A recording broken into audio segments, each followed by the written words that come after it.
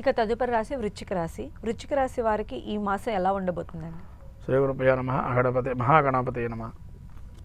ఈ యొక్క వృశ్చిక రాశి వారికి ఏ విధంగా ఉంటుందంటే, మేనల మాసం వైశాఖ మాసంలో ముఖ్యంగా విశాఖ నక్షత్రం 4వ పాదము, అలానే అనురాధ నక్షత్రం 4 పాదాలు, జ్యేష్ఠ నక్షత్రం 4 పాదాలు వృశ్చిక రాశివి. ఈ వృశ్చిక రాశి వారికి మనకు లగ్నాతు చతుర్థంలో రాహు సంచారం చేస్తున్నాడు, పంచమంలో శని శుక్రుడు, అలానే బుధుడు షష్ఠం నుంచి సప్తమ స్థానం రవి బుధుడు, అష్టమంలో గురువు, అలానే భాగ్యంలో నీచస్థిలో కుజుడు, దశమంలో కేతు. ఈ యొక్క గ్రహస్థితి చూసినట్టయితే ముఖ్యంగా అర్ధాష్టమ రాహు మొదలైంది వీరికి మే మాసం 18వ తారీఖు నుంచి. కాబట్టి ఏ పని మొదలుపెట్టినా విసుగు, చింతన, అజాగ్రత్త లాంటివి జరిగే అవకాశం ఎక్కువగా ఉంటుంది. సంతానం కొద్దిగా వృద్ధి రేట్లోకి వచ్చే అవకాశం ఉంటుంది. శని శుక్రుడు పంచమంలో ఉండడం వల్ల కొంతవరకు దాంపత్యాన్ని సుఖజీవనం కానీ, లేదా పూర్వజన్మ అంటే మనకు ఆస్తి తగాదాలు ఉంటాయి పరిష్కారం రావటం కానీ, ప్రేమ వ్యవహారాలు ఏమైనా ఉంటే అవన్నీ విచ్ఛిన్నం అయిపోవడం కానీ, అలానే ఈ యొక్క బుధుడు రవి సప్తమంలో ఉన్నాడు కాబట్టి వివాహ ప్రయత్నాలు ఎవరైనా చేసేవారంటే జాతకరీత్యా యుగప్రదంగా ఉంటే వివాహ ప్రయత్నాలు సఫలీకృతం అయ్యే అవకాశం ఉంటాయి.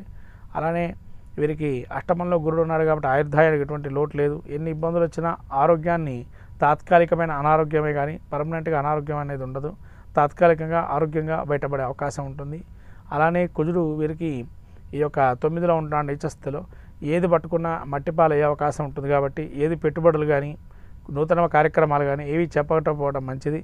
నూతన కార్యక్రమాలు ఏవి చేపట్టినా ఆ మట్టి అది కరిగిపోవటం, లేదైనా మీరు పెట్టగానే ఆ యొక్క డబ్బు అంతా దిగిపోవటం లాంటివి జరిగే అవకాశం ఉంటుంది ట్రేడ్ మార్కెట్లో కూడా.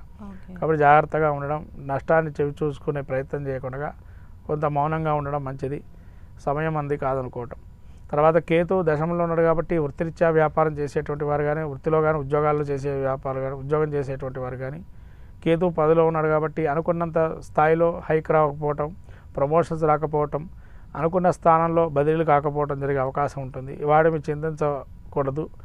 గ్రహస్థితి అనుకూలం లేదు, సమయం మళ్ళీ వస్తుంది అని అనుకోండి, లేదా సమయం లేదనుకోండి, ఇక్కడితో ఇక సమాప్తి అనుకోండి, అంతవరకే తప్ప మనకి అనుకూలంగా రావాలని ప్రతిదీ మనం అలా ఆలోచిస్తే కష్టం. జీవితంలో కొన్ని లోటుపాట్లు సహజంగా ఉంటాయి. కాబట్టి ఈ కేతు దశమంలో ఉన్నాడు.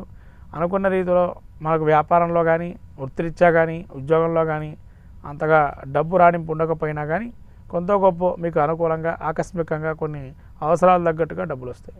ఓకే.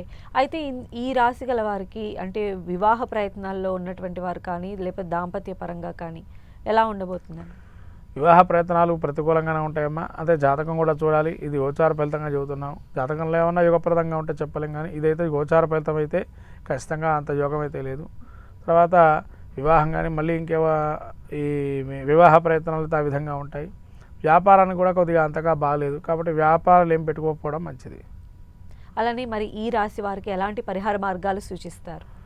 ఈ రాశి వారికి ముఖ్యంగా రవి బుధులు సప్తమ స్థానం, అష్టమంలో గురువు ఉన్నాడు కాబట్టి ముఖ్యంగా చెప్పాలంటే రాహు చతుర్థంలో ఉన్నాడు. శ్రీ దేవి ఆరాధన, దేవీ స్తోత్రం, దేవీ భాగవతం, దేవీ క్షేత్ర దర్శనాలు, ఏదైనా కూడా అమ్మవారి యొక్క ఆరాధన, గ్రామదేవత ఆరాధన చేసుకోవడం వల్ల మంచి ఫలితాలు వస్తాయి. కనకధార స్తోత్రం చేసుకోవడం వల్ల ధన రాబడి బాగుంటుంది.